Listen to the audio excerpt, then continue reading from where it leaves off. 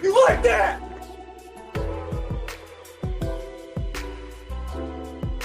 You like that?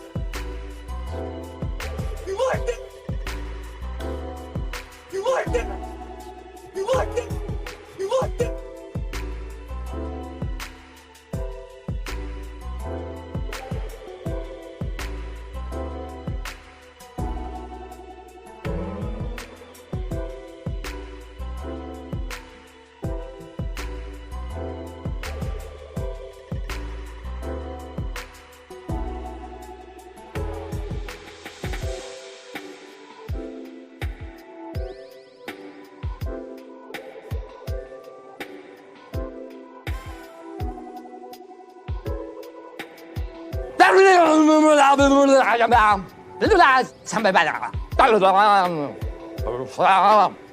Yeah, what's going on, ladies and gentlemen? Welcome one, welcome all. It is the Lion Villain Report. It is Monday, July 29th. And here we are, ladies and gentlemen. Full pad training camp starts today. They're going to start hitting people. They're going to start hitting people today. You like that? Let me know if you can hear that. You like that. You like that? You like that. You like that? Cousins is in the house. We're You talking like about that? training camp. You know what? I don't care if Kirk Cousins plays for the Atlanta Falcons. That drop You like that? is never going to leave this show. I like that. I like that drop. We're broadcasting live today into the Lions Villain Squad Facebook page. And you can go over there and follow. We have 51,000 villains, man. Take this journey with us all the way to the NFC Championship last year and all the way to the Super Bowl this year. Going to hoist that Lombardi here in Detroit. I don't care what anybody says. I'm saying the word Super Bowl. I'm saying the word Super Bowl also on the Detroit Lions News Podcast. That's Joe Chapp and the boys. Thank you very, very much for allowing us to broadcast into your spot. Brand new relationships here at the Villain Squad. JC Sports on YouTube is now hosting this with us. And also, we are on Roku on the Huddle Sports Network. So we're making the connections here. Even though we're small time, we like to think that we're big time. No, but we love big time football. We love big time football. And we love this time of year. Even though it's hot outside, it's probably not going to be hot forever. I'm going to bring on one of my favorite people in the whole world right here. This is Main Event Mike, ladies and gentlemen. Good morning, Russ. We have big news out of the Lions camp this morning. Glad to be on the show. That you're looking like a ghost coming out of the your green screen is half working, but that's all right. We have low production. If you want us to have better production, you can just hit that Patreon right there, Villain Squad, because we need all the help we can get, Mike. Yeah, not a green screen, actually a virtual background. I'm not in the studio today, so I didn't want to show the back of my garage for everybody. So just a virtual background. We'll have to get through it today. I thought that you were just over at Gary's house. Yeah, that's very soon, my friend. Oh, but man. The news just broke 4 or 5 minutes ago, Russ, so I don't know if you've heard about the breaking news out of Lions camp today. I'll let you introduce it when you're ready. If you don't know, you just kick it over to me when you're ready. No, I'm kicking it over to you. I'm chomping at the bit right here. Hold on, let me put you over here. There you go. You're in the news breaking slot. Ready? 3, 2, 1, go. 4 minutes ago, news out of Allen Park. The Detroit Lions have re-signed Taylor Decker. As we predicted on this show before the weekend, the kneecap off. we said that there aren't going to be any free agents being used with that surplus of cap money that we have. We're going to go in-house and re-sign either Lee McNeil or Taylor Decker. We speculated it might be Lee McNeil, but it looks like it is. Taylor Decker signs a 3-year extension worth $31 million, $31.6 million, 31.83 guaranteed. Oh, I'm sorry, it's $316 million. Boy, a decimal point can make a big difference. It's the No, it's not. 31.83 million is guaranteed. Yeah, 31.83. That's what it is. So they're not Taylor giving Decker locked up now. So Taylor Decker, just so everybody knows, Taylor Decker is not getting $100 million per year. Right. Oh gosh, that's a 3-year extension. You're saying $31 million. I mean, there's not a person. Yep. Go ahead. There's not a person alive right now that should be. I mean, $10 million a year extension. Hold on, it's 60 million. It's a 3-year, 60 million. Okay, and 31.83 is guaranteed. It just broke literally less than 5 minutes ago. So 60 million over 3 years. So it's 20 million a year for a left tackle, which is the market value. But because Brad Holmes is so good at working these contracts, he's got that cap hit down. And it looks like it's 31.83 in guaranteed money. So a real nice reward for Taylor Decker of being here from the end. I watched the receiver series last night, and it was the episode where they brought Frank Ragnow when they clinched the division, and they brought Taylor Decker up and said, these are the guys, this is for these guys because they've been here suffering the longest. And now they reward him again with 31.8 million in guaranteed money on a 60 million 3-year extension. Yeah, and look at that. Let's really, really look at that right there, because on the outside, that chocolate-covered candy shell says that it's a $60 million contract, right? But what's the real thing? What have we learned? If you've watched this program at all, especially on my Over the Cap videos, what is the most important thing on that contract, Mike? It's the guaranteed money. Right. That's what the players, to them, that's the most important thing. Well, it's the most important thing anyway, because the other part of it, that 60 million, is a fake number. Because what they're really going to get paid once they get past that $31 million in guarantees, that just makes the contract voidable, movable. Like there's no risk in getting rid of him for that extra $30 million. So the real number is $31 million. They're only on the hook for $10 million per season in guaranteed money.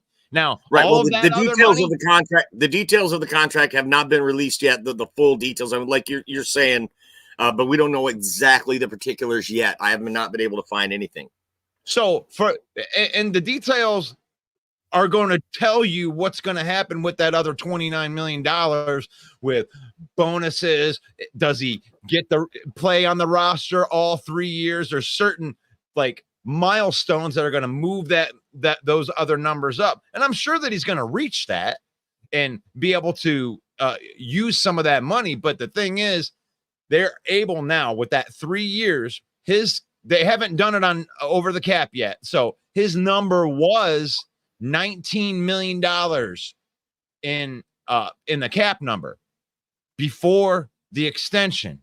So I don't know what it's going to go to now, but I'm sure that they are going to end up with more cap money than $34 million by the time they show what this is. When they show that this is a move where they're kicking that can down the road with the left tackle, they're keeping the band together for 3 years. Not only is it Jared Goff, Amon-Ra St. Brown, Penei Sewell, and now Taylor Decker are going to be part of the domination that the Detroit Lions are going to go over for the next 3 years. It's the foundation is now set. He ain't going nowhere. You got 3 years to get Manu ready. It's all good now. We don't got to worry. And Taylor Decker is not old. Stop it. He's 31. Don't make me feel any older than I need to feel, because if Taylor Decker's old, then man, I am ancient. I was here in the foundations of the earth or some shit like that. He's not old. It's older for a left tackle, and he's getting paid less than the right tackle. So there's no it's not dumb.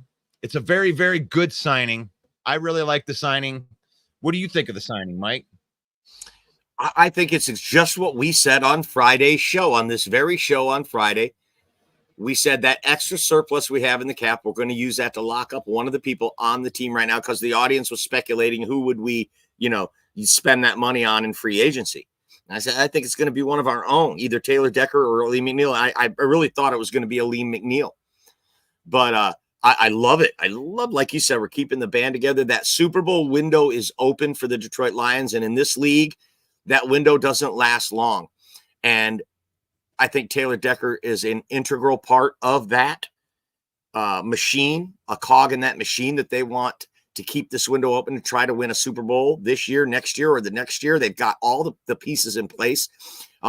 It sure does seem like all of these extensions, though, are coming on the offensive side of the ball, right? So I think next year we're going to see the same kind of posturing and maneuvering by Brad Holmes on the other side of the ball.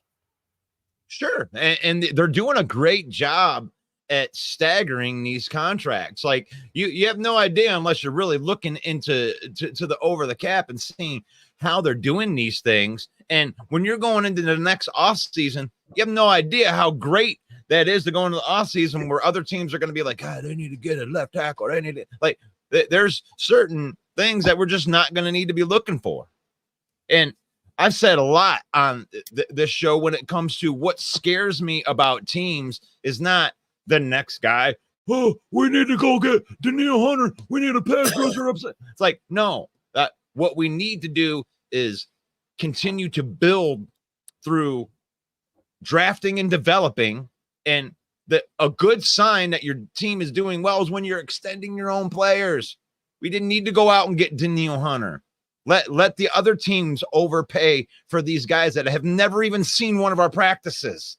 Like, it's more valuable to have a guy that's been in the system with the same coaching, with the same position coaches for 3 years, same continuity. He knows all the guys on the team.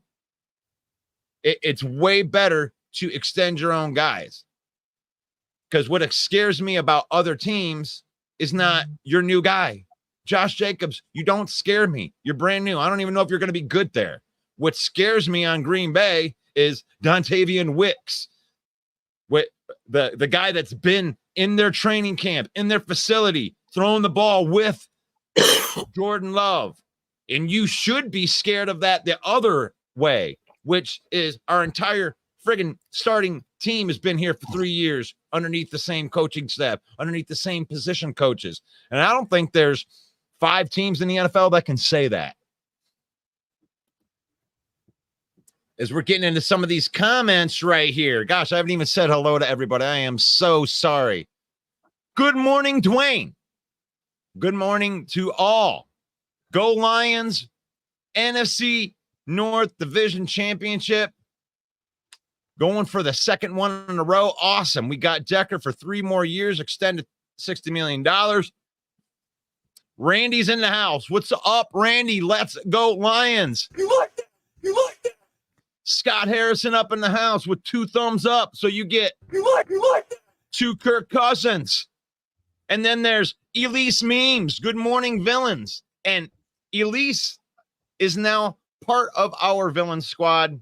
She's going to be putting up content onto our page. And make sure you go over and follow the queen of memes, Elise Memes, and be looking for her content to be coming right onto the Detroit Lion or the Lions Villain Squad page. Steve, Lions going to the Super Bowl, huh? Okay. Taylor Decker got an extension. Okay. Cool. Decker got an extension. Our defense just got a run past him and get Goff easy. That didn't work out too well for you last year. Yeah. Our defense will just run right past him. Great take, Steve. Yeah, Taylor Decker and the best offensive line in the world are going to make what should we call him? Rashawn Davenport? Or Marcus Marcus Gary? Like you guys are putting all this faith into an injury-prone guy, right? Like, at least we're not counting on Davenport like he's counting on Rashawn Gary. Josh up in the house. You like that? You like that? You got a strong arm. It looks like Uriel Jackson's in the house. Haven't seen you in a while, brother. I have Terrion Arnold jersey. You like that? Get 4 Kirk Cousins for that. And good morning from Darren. And Uriel says, y'all saw my Uriel Jackson jersey. No, this is the text, Uriel. This is the text. I see that you have a text that says that you have Terrion Arnold jersey, but I have not seen your Terrion Arnold jersey. Fred Peterson. Oh, yes. Our lone Patreon. He supports. Good morning, Fred. Fred is in the house. You like that? You like that? You like that? You like that? You like that? I give you 5. I have 5 because I just haven't seen him. I miss you, Fred. Darren says that he's so excited to see what we can bring. Oh, it's on his Facebook page. Everybody, if you have time today, run over to Uriel Jackson's Facebook page. Check out that Terrion Arnold jersey. I don't even know if it's the black one or the blue one yet, but we're gonna find out. But here we are. We are in training camp. Right here, the training camp storylines. What are the training camp storylines? J-Mo is beasting. We talked about that last week. E-Man is back. Emmanuel Mosley, after 2 ACL injuries. We thought he was done. We thought it was over. We thought we had 4 cornerbacks and we completely moved on, but he's just like, nah, I'm going to be good too. Spot Track had me at $15 million a year just 2 years ago. I blew out some ACLs, and here I am. Oh, gosh. Dan Campbell spoke to the media today, and he was talking about full pads and what that means. And last week, they did a lot of moving guys around, Mike. They moved some guys around. We were like, wow, Emmanuel Mosley's going to be in the slot. No, he's not going to be in the slot. And Dan Campbell talked about that today, where the first week of training camp, they just kind of figure things out. They try people on all kinds of different spots. And this week with the full pads is when they're going to start trying to figure out, who are going to be the top guys. And I think that the biggest storyline in the training camp would have to be the secondary. Don't you think, Mike? What do you think about that? The revamped defense for sure. Right. In the position battles at corner, who's going to start at the 1 and the 2 and the nickel? Who's going to play safety? Dan Campbell hinted that you were right, Russ. They're going to move Brian Branch back to safety. That means if Melifonwu goes to the bench. I mean, we don't really know what's going to happen. And at this point, as they're doing the ramp up of training camp, and Dan Campbell says Brian Branch moving back to safety, believe me, that is subject to change as well. As these position battles start to shake out and they start to get a real handle on where these guys are going to be slotted on the defensive roster, a lot is going to play out between now and August 8th, which, of course, is the first preseason game. Yes, Fred, 9 a.m. is the new show time for Lions Villain Report with Russell Wayne. I'm just a once-in-a-while special guest, but yes, 9 a.m., 5 days a week, maybe 6 days a week, actually, Fred. Actually, it is 6 days a week, Fred. There you go. And Fred is, last year, Fred, I'm going to explain this because I did yesterday, but if you weren't on here yesterday, we tried some different things. We started going 5 days a week last year during the off season because, we wanted to up our game. We wanted to up our grind. And we did that.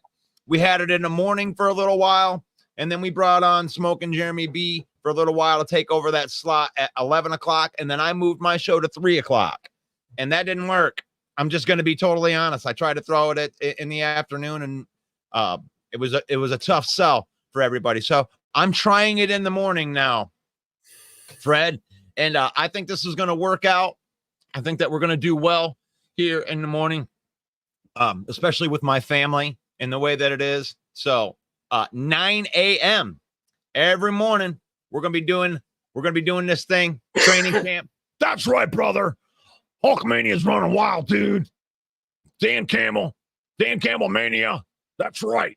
That's right. I don't think that Dan would want to tag partner with him. I think Dan Campbell would turn on Hulk Hogan. You know, I think you could take him. Dan Campbell's the power guy in that tag team, I think.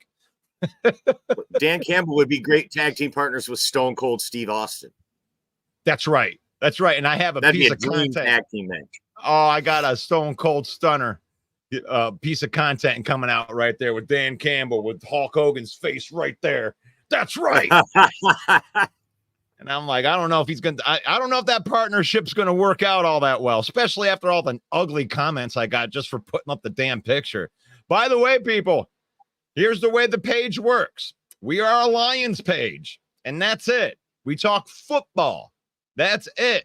So if you want to make something more out of the news that we're reporting, I cannot help that Hulk Hogan and Clarissa Shields showed up at training camp, and you feel one way or another. I don't care about none of that stuff. We report the news, and if Eminem shows up at camp, Mike and I are going to say, hey, guess what? Eminem showed up at camp today.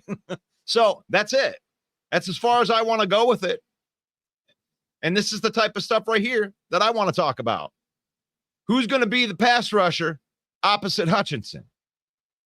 You know, Marcus Davenport seems like he's in camp right now, and he's already made a statement that he wants to prove that he can stay healthy. I mean, you got to. I mean, I don't know how confident that you have these Lions fans that you're just going to come in and be that dog opposite Hutchinson, but I certainly hope that you are, Marcus Davenport. What do you think, Mike? I think it is Marcus Davenport, that's the plan, and that's been the plan all along. Brad Holmes knows return on investment. He knows value when he sees it. This guy was the 12th overall pick in the NFL draft, and 6 seasons, 6 years on the IR. If this is the year he can stay healthy, he is the guy opposite Hutch. So I think that's what they're banking on. The strength and conditioning staff at Detroit is known as one of the best in the league. So perhaps they can maybe add a little grit to it. I don't know, rub a little dirt on it, get out there and play again. I don't know. I mean, but he's had some injuries that aren't the kind that make you soft, right? I mean, like a broken ankle. You just can't go out there and play on a broken ankle unless you're Isaiah Thomas. Then you score 25 in the last quarter. But, I mean, these aren't ticky-tack injuries that he's had. And on the years when he is healthy, when he is in games, he's uber productive. He averages a sack every 3 games. So that's a good clip. If he can stay on the field for all 17 games, you're looking at over double-digit sacks. I love that call. You like that? And one thing that the Lions have with Davenport, and what I wanted to say with this, and I brought this type of thing up before, but Hutchinson played over 1,000 snaps last year. This dude very rarely leaves the field on any down, and he is a workhorse on that side. And I think what everybody wants is another Hutchinson on the other side that can be that workhorse that can just be out there all the time. And I don't think that that's the way that we're going to do it. Davenport last year, when he went to Minnesota, they paid him like some obscene amount of money, like $13 or $15 million to come in for a year. And they were expecting him to be the dog opposite of Daniil Hunter. And the thing is, that's how you get injured. If you're going out there with all the snaps with the Lions, that's not what they're going to do with him. They got James Houston. They got John Kaminsky. You know, they got Josh Pascal. You know, they got Matthew Betts. They have other options. And you're going to see Hutchinson playing 92% of the snaps. And then you're probably going to see 3 or 4 other guys playing, 20, and constantly rotating that other guy. Hutchinson's going to be the only one out there playing that many snaps, and Aaron Glenn loves to rotate those defensive linemen in there. So I think that right there, just that idea alone can help save Davenport's health to make it through the entire season. And if he gets double-digit sacks, then we're going to bite a kneecap off. I love it. You can hear the rotation is if he does falter or if he does get injured, we're deep at the position. And you give other guys. You love Marcus Davenport. I've been on the Josh Pascal, progression tour, and when we talk about progression, like one of the things that this coaching staff has done is proven that over a 3-year period, a 3-year track record period, that you can get some of these guys you can draft and develop, and in the 3rd year seems to be this sweet spot for guys like Derek Barnes, for guys like Ifatu Melifanu, guys like Aleem McNeil that really took huge steps in their 3rd year. And I believe that Josh Pascal could be one of those guys that takes that big 3rd year step. But I could be wrong on that, because reports out of camp is that Pascal might be in trouble. John Kaminsky might be in trouble because we got some other guys. Who's the undrafted free agent darling, Mike? Do you know anything about that? Do you know anything about? Well, Matthew Betts is an undrafted free agent. We signed him out of the Canadian League. But so there's one. Isaiah Williams, the receiver from Illinois. Yep. Is a guy they're talking about making the team. And there's a lot of good reports out of training camps about Stephen Gilmore, brother of Stephon Gilmore, who keeps making plays. Every time he was in the game last year, he made plays. And now he's making plays, and he's going to be very, very hard to cut. Even though that cornerback room is now really loaded, him and Khalil Dorsey, these guys are going to be fighting for roster spots. Now, Khalil Dorsey always had the edge on him because of his value on special teams. But now you bring in a guy like Sion Vaki. You've got Craig Reynolds, Khalif Raymond, these guys who basically do the same thing. I don't think Khalil Dorsey has a stranglehold on that position anymore because of that. And you could be looking at Stephen Gilmore making this team. That's a great call. That is a fierce competition room, considering that all the way from the top. I mean, I think Carlton Davis, from what I'm hearing, is he's pretty locked as one of those starting corners. But everything after that, I mean, we know all these guys can play, but we just don't know what the pecking order is going to be on the cornerback. And a couple of names that Dan Campbell brought up this morning in his press conference was Doris Fountain, wide receiver, big body guy, has been crushing it in camp. They were talking about him ahead of people like Donovan Peoples-Jones and Antoine Green, Doris Fountain. So that's a name that you can check out right there. And another name, go ahead. No, Maurice Alexander showing out in camp. This is a guy that you and I pointed to a couple of months ago with these new kickoff rules, could be a real asset for the Lions. He's been on the practice squad for the last 2 or 3 years, I believe. Part of this organization. They like Mo Alexander. His nickname is Hard Times because he's been around. He's been into the UFL, and now he's sticking on the practice squad, and he's showing out in practice. Great highlight of a one-handed catch he made during drills. They love this guy as well. So, definitely some names to watch. And I love that call right there. And what you just said right there is, if Maurice Alexander is going to have any chance at making this team, I mean, I don't care how good he can run a kickoff back. This team is too deep for a guy to just have a roster spot based off of just kickoff. You got to show value in the wide receiver room. Another name that he brought up, and this blows my mind because this is a Brad Holmes. We love putting feathers in Brad Holmes' cap, but running back Jameer Jefferson came out of Jan Campbell's mouth this morning. The 7th round draft. Is that like all of these draft picks that Brad Holmes drafted are sticking around this team with the possibilities of making an impact on this team? Now, I don't think Jameer Jefferson has any real shot, but just the fact that the running back room is so deep that you can mention Jameer Jefferson, you got Craig Reynolds, you got Sion Vaki, Gibbs, and Montgomery. Zonovan Knight, fully healthy. Zonovan Knight. So the Lions really do believe in, every single roster spot, and as the practice squad being an extension of that roster too. And they're deep.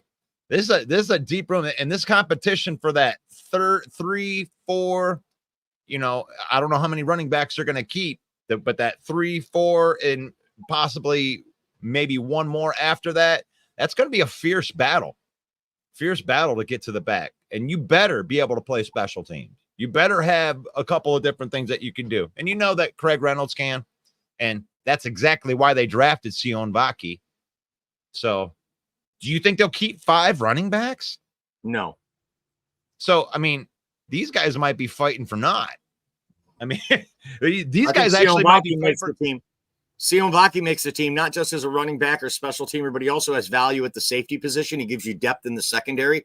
To have him stashed there on the bench, you get some. Not everybody's going to play. If you're going to have a guy sitting over there on the bench, let's make him multi-positional. And before everybody jumped in, he's only going to be a running back. That's like, now listen, guys.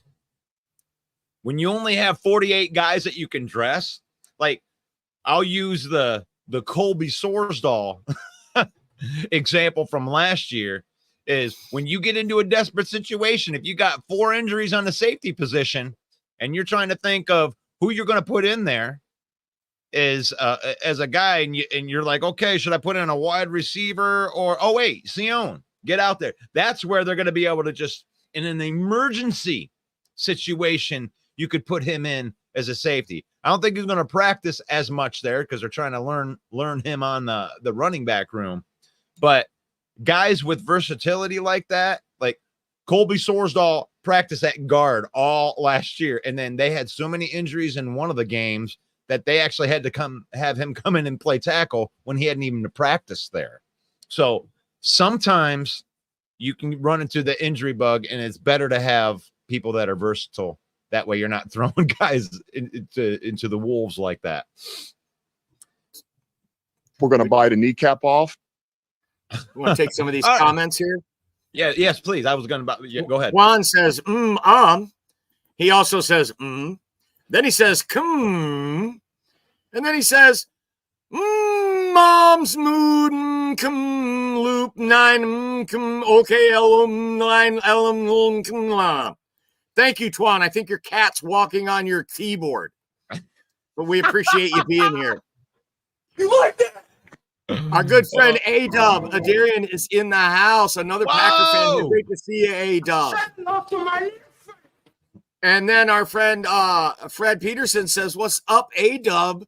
Your thoughts on Love getting the bag? Such a good question for A-Dub. Interested to see what your thoughts are there, A-Dub. Oh, and here he just puts it in. He says, I'm good with him getting his money. Now I'm waiting to see how well he performs this year. So you're good with him. I hate this narrative going around the internet. Only 8 games, only 9 games, and they're going to give him the money. What a bunch of idiots. That's ridiculous. Come on, you don't know what you're talking about. Over them 8-9 games, the kid was awesome. He wasn't just great. He was top 3, top 5 in the league down the stretch. He's doing everything right. He's young. He's mobile. He's got a great arm. He can make throws from different arm angles. He's the real deal, folks. And the Packers know it, and that's why they're paying him. And now you bring Caleb Williams into this division. If he's the real deal as well, this is going to be a very, very tough division for the next 10 years. Yeah, I think one of the biggest questions is that Caleb Williams versus the Jordan Love thing. And I know that y'all want to say that you're just going to take the division from us, which, I mean, it's very, very hard in the NFL to repeat as a division winner because of the first place schedule, because Lions won't be sneaking up on anybody this year. But you look at Jordan Love, my thoughts on the Jordan Love bag is it's the same thing it always is. He was next, or whoever was next. Actually, the fact that he got done before Prescott is just means that they're going to save that much more money on that. You know, Goff getting his done early, that's just how much money you're going to save on that contract.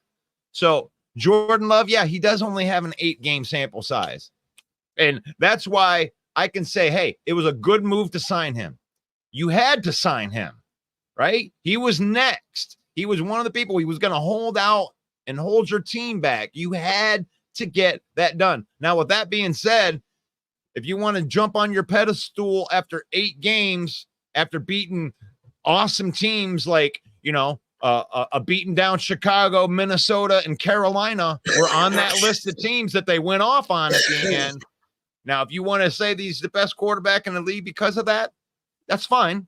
I remember that Jared Goff went 8-2 down the stretch on when they went 9-8, and all the Green Bay Packer fans said, "Hey, you better pump the brakes because it's only 8-game stretch." So I'm with A-Dub on that. I want to see what he can do because the entire NFL had an entire offseason to look at what Jordan Love did. And he did end his season by throwing a horrible across the body pass that ended their playoff run. And Jared Goff can't say that. Jared Goff made every throw and put his team in a position to win that San Francisco game. That was not, no one could go back to Jared Goff in that NFC Championship game and say he was the reason that they lost. You could point to the fumble. You could point to the face mask off the face mask. You could point to the horrible secondary. You could point to the coaching because he went for it too many times. All those other things, but you can't point at Jared Goff. Now, at the end of that San Francisco game with Green Bay, you can point right at Jordan Love and say, that was awful. You lost the game in the biggest moment. That was Love's fault that they lost at the end of the game. So that's it. Steve says Russell has nightmares of those games. Russell can't sleep at night. I'm over it, man. My team fixed my problems. I don't have nightmares anymore. I had nightmares, and then the nightmare was the face mask, the ball bouncing off of Kendall Vildor's face mask and into that was my nightmare. And then they drafted Terrion Arnold. And then they drafted Ennis Rakestraw. And then they brought in Amik Robertson. And then they traded for Carlton Davis. And then Emmanuel Mosley came back. And now I'm not so much worried about balls bouncing off face masks. You guys should be worried about the Lions actually having guys that can cover now. It should be noted that Steve changed his profile picture during this broadcast. This guy changes his profile picture more than David Bakhtiari has knee surgery. No, We're going to bite a kneecap off. That was good. That was good. And Fred says, Caleb Williams hasn't played a single down in the NFL. We have no idea what he's capable of. He could be a GOAT or could be the next Tim Tebow. It's a good take. It is.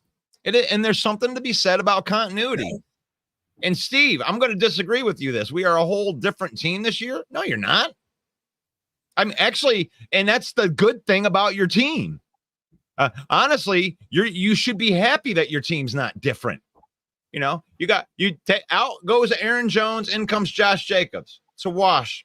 You know, out goes Darnell Savage, in comes McKinney. Talent in, talent out. Talent in, talent out. I mean, you got a couple of guys in there, but the most dangerous part to me about the Green Bay Packers is progression. You got 3 young wide receivers that are growing up with Jordan Love. Is that yours? Is that your phone doing that? Vibrating. You can hear it. It's vibrating the table. Yeah. Yes, it is, because I keep on distracting my take because I'm looking at my phone saying that. I'm sorry. I didn't know you could hear that. I didn't know that was coming through as a vibration on the. I actually have to dip, brother. I got a jet because I got a conference call I'm supposed to be on here in a minute. So I got to go, man. It's been great being on the Villain Report with you. Don't forget tonight, the main event. Peace out. Oh, that's what he says. He says, peace out. That's main event Mike right there. And he is right. He's going to be in there tonight. And we're going to be going over the top 11 offensive line rooms tonight in the NFC. In the NFC, not the NFL. Top 11 offensive line rooms. We're finishing up our top 11 series tonight with Mike. And this is funny right here. I mean, you have no idea what's coming. I have no idea what's coming. You have no idea what's coming. There you go. Two can play at that game. I'm not scared of the Packers at all. I'm not scared of the Packers at all. The Lions, I think, are the best team in the NFC this year. I think that with Trent Williams holding out and all that, I think that the Lions have passed San Francisco in this situation because we're progressing. You should be scared of our progression too. And I do believe that Green Bay is a top 10 team in the NFL. And I do believe that they are getting better. I do believe that the Bears got themselves a lot better. And Fred Peterson says if the Packers got a whole new team, then the Lions are on a whole nother level. We have fixed all of the holes on the team. Yeah, Packer fans come in here trolling. That's fine. That's fine. A-Dub's not much of a troller.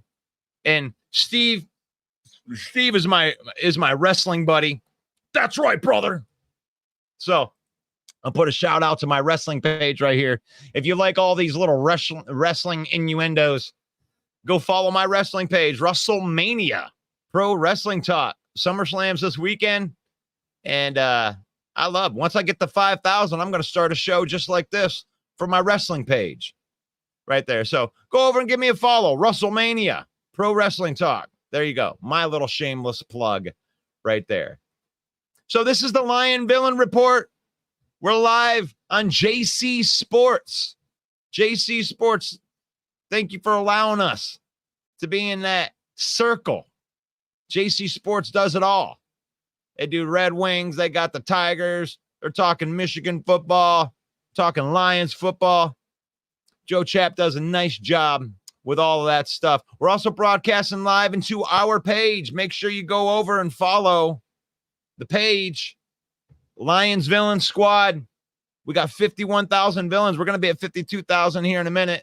Season's starting to ramp up. And the Detroit Lions News Podcast, Joe Chap, and all of the guys over there.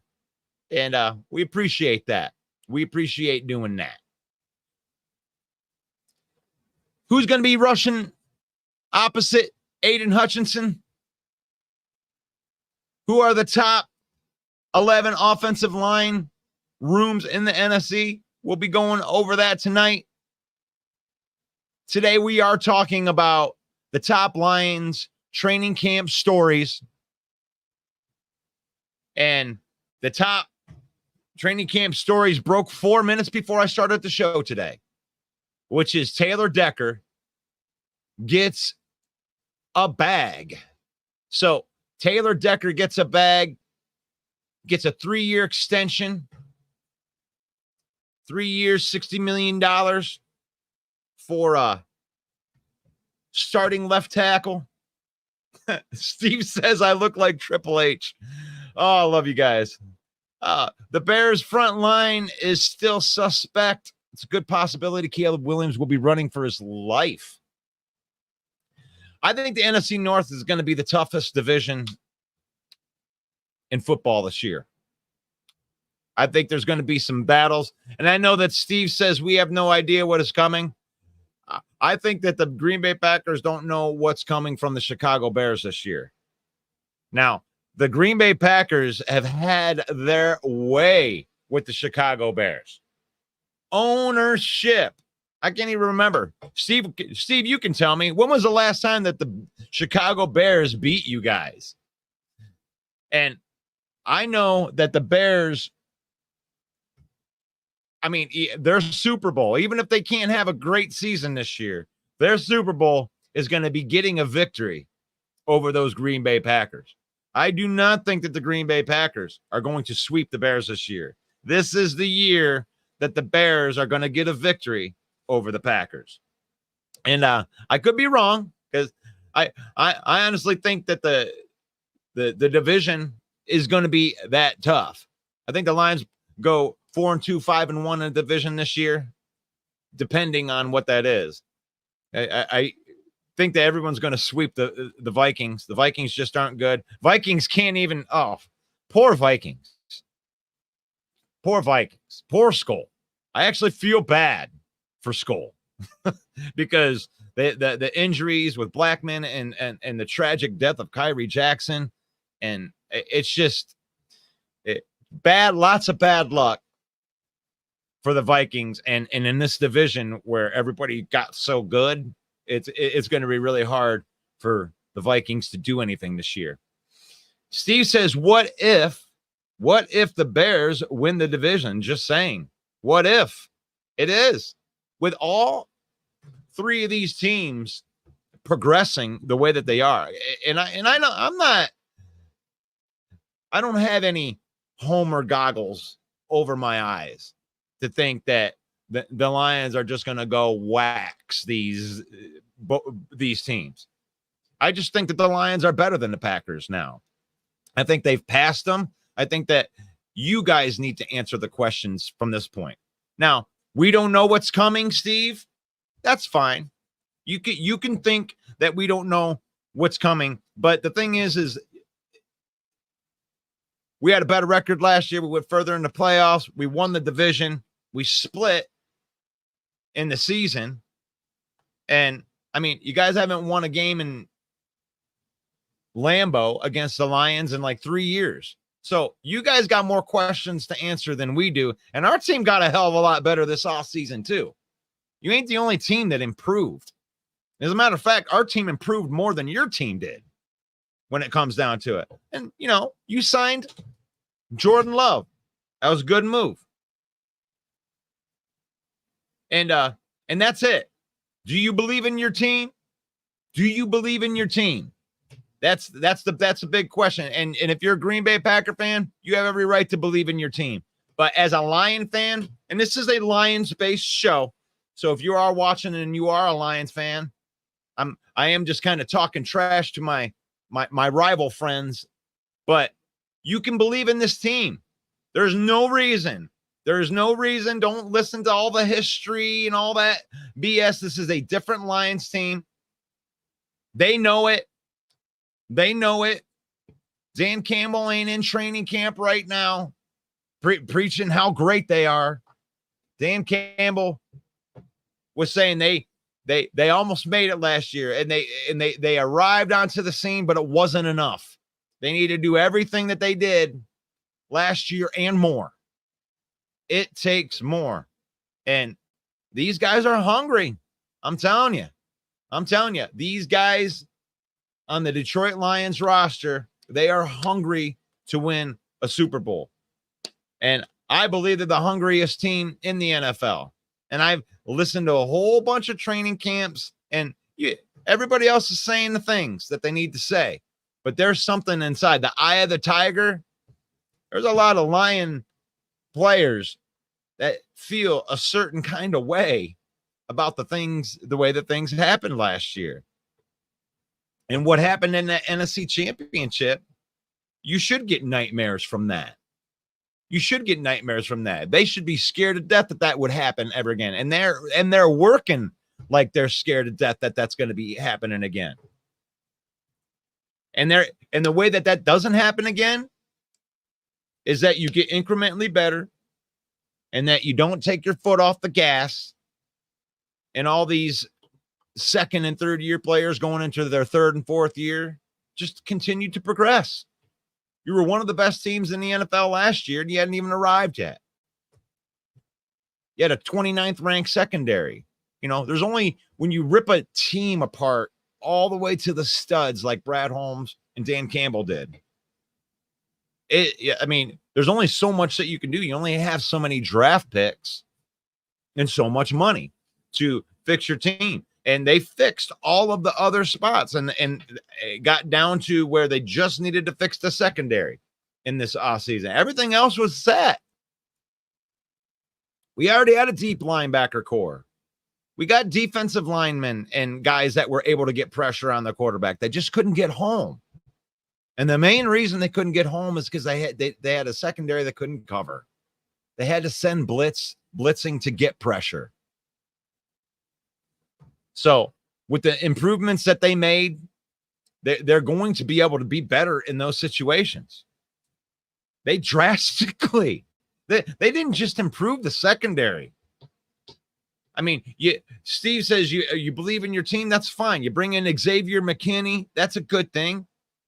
That's a good thing. It's a little bit of an upgrade over Darnell Savage, but the Lions brought in 5 cornerbacks that are all better. They're all better than the best one that we had last year. And you can say, well, they're not all going to pan out. And you're probably right. They're not all going to be studs, or maybe they will be. But there's 5 guys. The chances of all 5 of those cornerbacks being duds is, especially with Holmes' track record and finding talent. You really want me to believe, or you're trying to make Lion fans believe, that all 5 of those guys would be complete duds? It's not going to happen. They're going to find a combination of guys, and they have a deep secondary now. It went from a weakness to possibly a strength.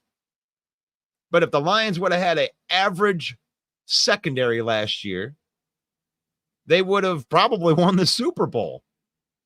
That's how bad the secondary was. All we needed was an average. So we didn't even need a good secondary, just average. Hey, can you not let a number 1 wide receiver get 100 yards and a touchdown, 200 yards and a touchdown? I mean, come on. So they fixed that. Detroit Fan Man says, happy birthday to Brad Holmes. This was probably covered, but I just wanted to say it again. No, you're breaking it, Detroit Fan Man. I've been waiting for that. Happy birthday to you, Brad Holmes. Happy birthday to you. Happy birthday to you. Happy birthday, dear Brad Holmes, the best GM in the entire NFL. Happy birthday to you. We're going to bite a kneecap off. There you go. Got to sing happy birthday to my boy, Brad Holmes. To the studs, too much money.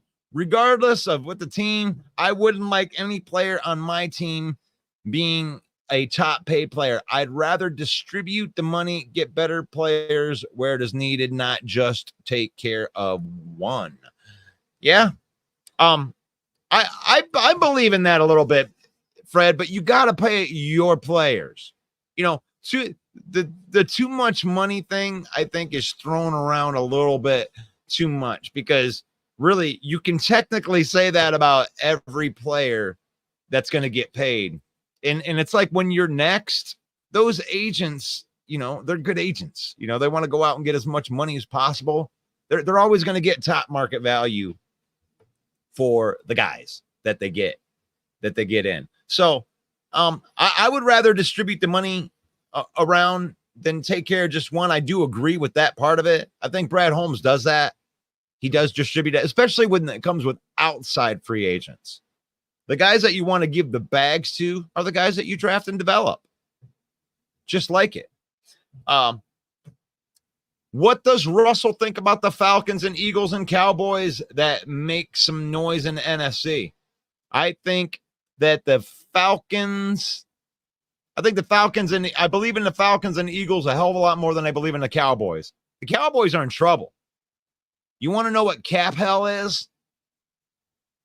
What cap hell is what the Dallas Cowboys are going through right now. CeeDee Lamb, I want a bag.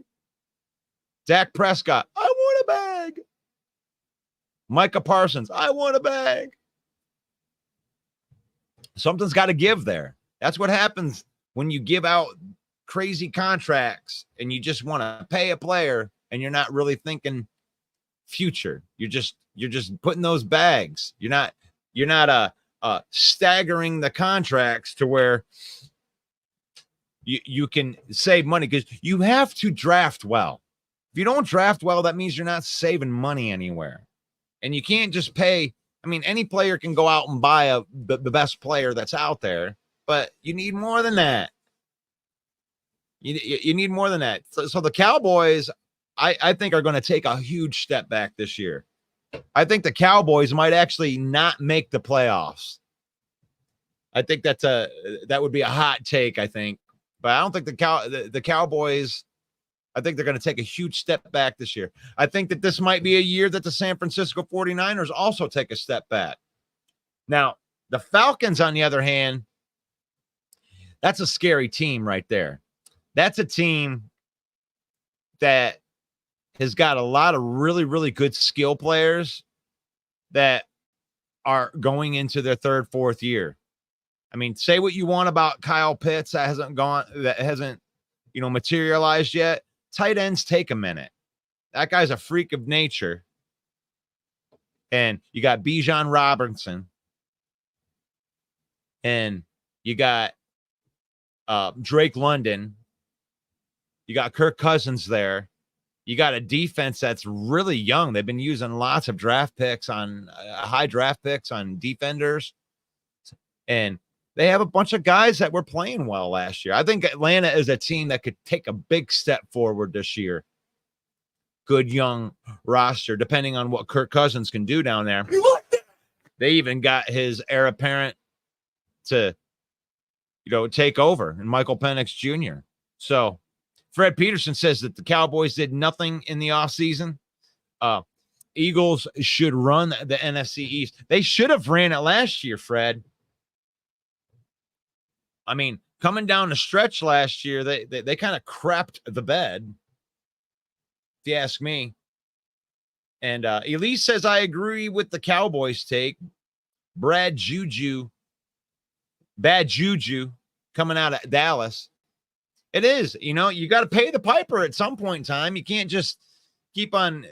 When you got so many of those high-end players. I mean, Dak Prescott, from the stats, this dude loves to put up numbers in the regular season. Dude can't get it done in the playoffs.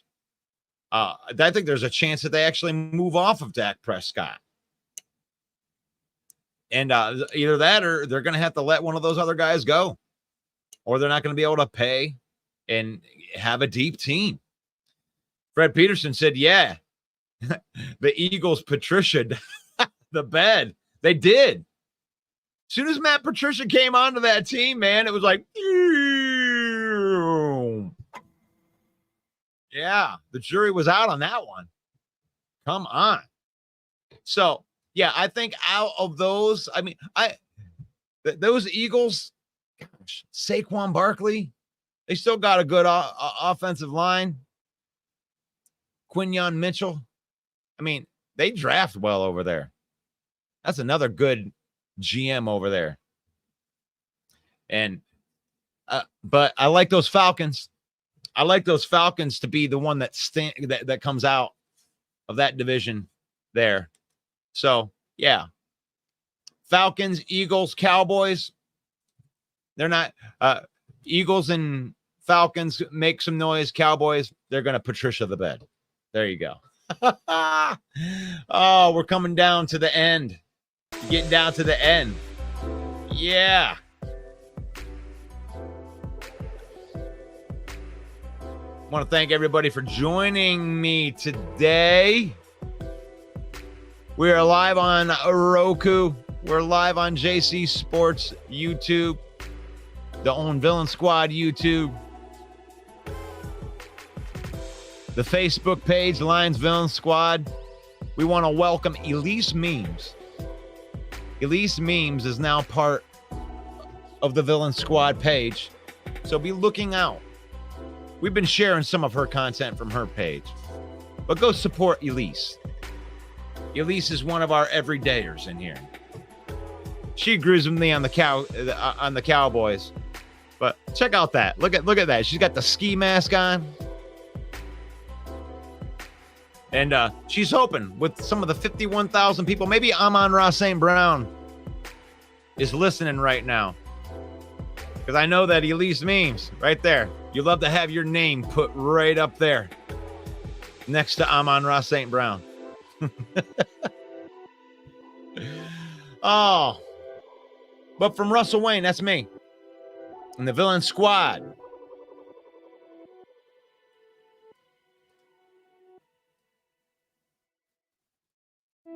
Hope that everybody has a great day,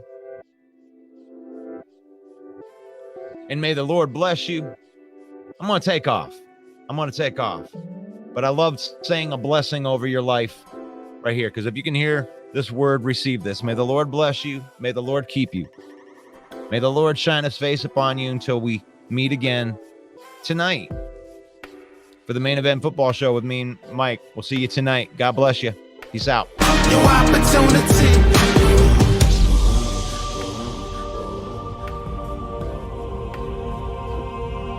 This your opportunity. This your opportunity. Your opportunity.